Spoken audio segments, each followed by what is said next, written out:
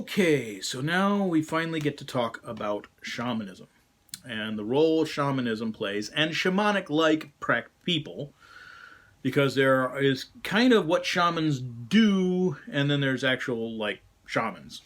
And there's people who do some of the things that shamans do without necessarily becoming shamans. So we'll get into this. But we're talking about the 5 different aspects of spirituality that a person who experiences spirituality might mean when they use the word. So there's 8 different things that people mean. There's those who do not experience spirit or who feel drawn to one of these because it gives them structure, order, whatever. And those are morality, those are an understanding of how the world works, cosmology, and those are community. And these are very important. It has nothing to do with spirit, but these are very important to people in their choice of spirituality and religion. And then for those people who do experience spiritual reality, there's 5 presentations of spiritual reality that people either want to be involved with, or they want to have some interaction with, or they need at some point in time during their lives, or they have a certain percentage chance opportunity to need them at some point in their life. These include mysticism, dealing with the self. This includes ancestor worship, dealing with our dead, our relatives, our ancestors, those things that bring assistance to us potentially. Dealing with the animism, dealing with all the weird things in the world, the dark, shadowy things, the bright, luminescent things, the things that live out in nature, the things that sit beside our beds and we wake up and they're there, glowing or shadowy or misty or nebulous. What are those things and having to deal with those things? That's animism. Then there's also shamanism. And there's also sorcery. That's next time. We'll get into sorcery next. But there's shamanism. What's shamanism? Well, now that we've understand what the animistic world is, the fact that there is this world of spirits, either dark spirits or light spirits or fairly neutral spirits, spirits that might be mischievous, trickster spirits, all kinds of different spirits all around us all the time. There are some people that those spirits reach out and grab for whatever reason. It's not usually very clear why that particular individual is touched by this animistic understanding of reality, but they are. So you actually have a spirit present itself to you and talk to you, and some of these people then start to learn through these spirits. The learnings that they have usually based on how to very personally and very effectively have interactions with that world. So where general animism seeks to influence that world through gifts, through offerings, through songs, through dances, through ceremonies, people without a direct connection try to generate an energy and release it to the appropriate spirits to generate some sort of an effect, healing effect, or allaying negativity effect, or whatever. For those people that world comes out and grabs, they end up acting very much as an intermediary between that world. They become a messenger between the worlds. They are shown and they are taught how to cross over between the worlds, spiritually, mentally, physically, cross between the worlds. And then they function as an intermediary that people can seek out. And they can seek the aid and the help of this individual.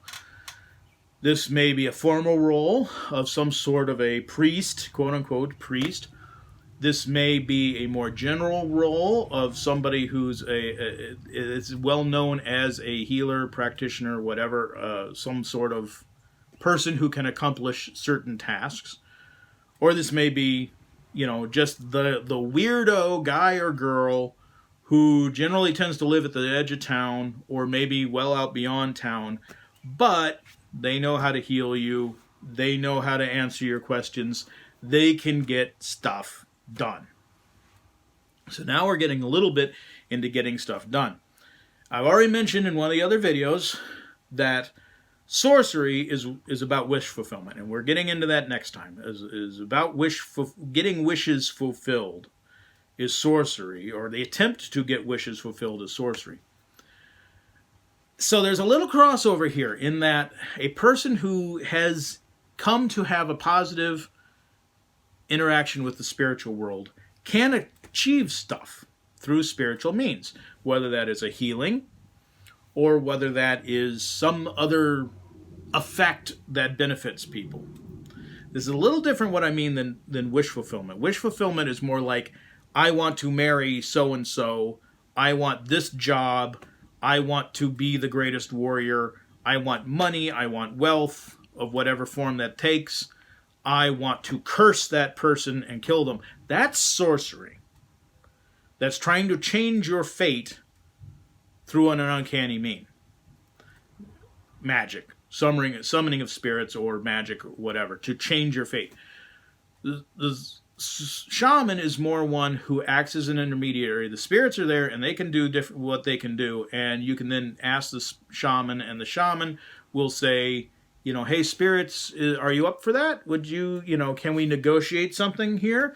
Maybe I'll do a little something for you. You do a little something for me. We can work together. Or, a lot of times they have great friendships and alliances where the spirits will come and say, hey, we need to do this and we need your help to do it.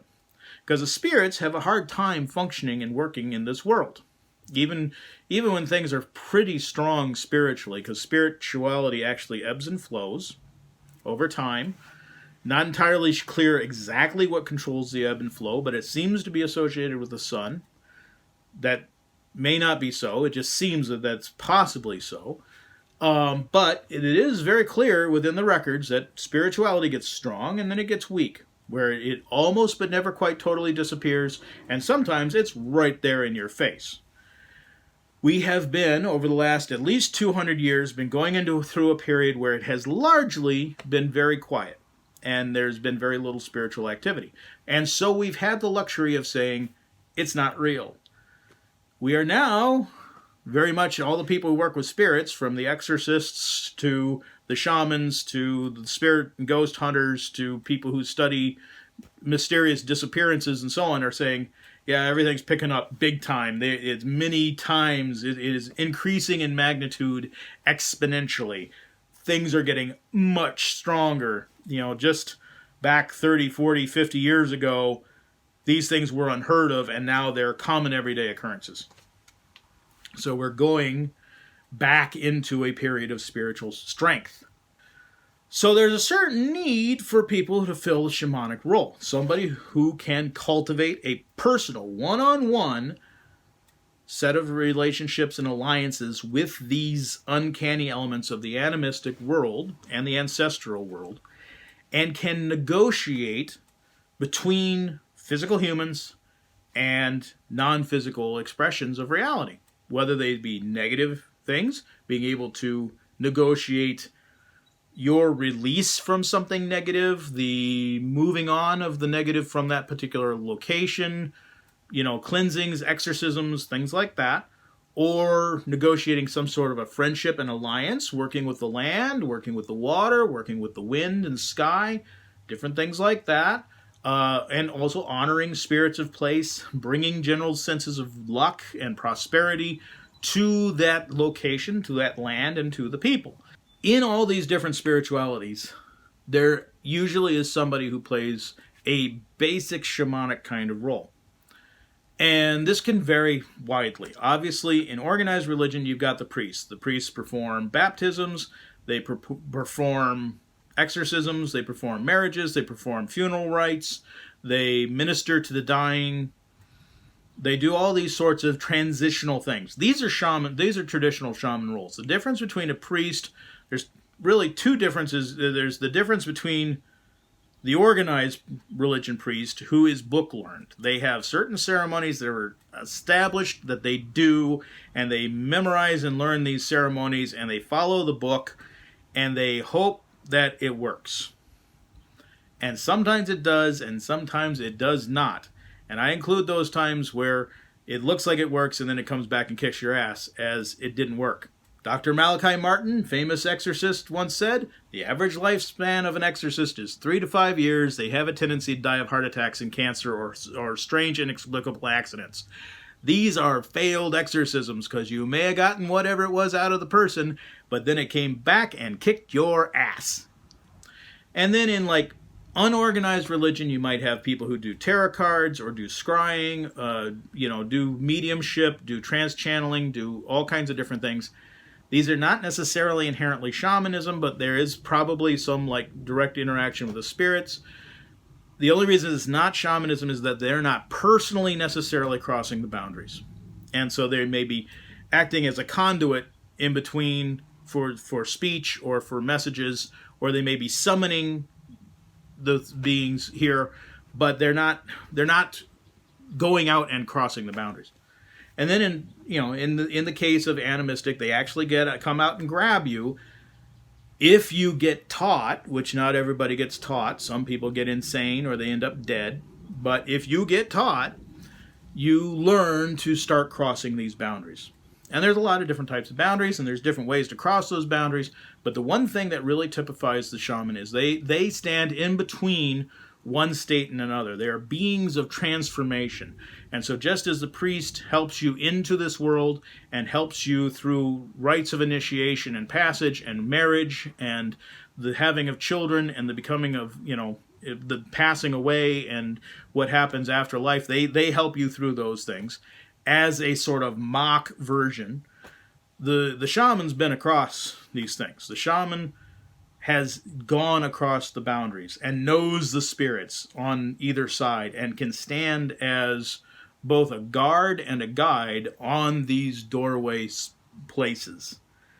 And they generally tend to help people cross over these boundaries. Or if they're not worthy to cross over these boundaries, they stop them from crossing over these boundaries.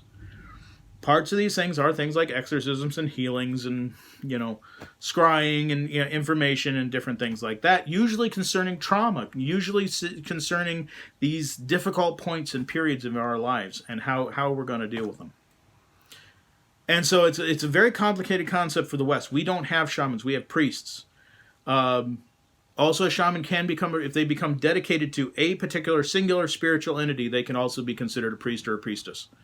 But generally, shamans work with a large variety, at least a dozen, half a dozen to a dozen or more spiritual entities, or they may be able to work with most any spiritual entity. And so they're not necessarily a priest, they are a facilitator, a negotiator. This is an important role in spirituality. Like I said, it couldn't be gotten rid of. They needed it, and so they made priests to fill that role.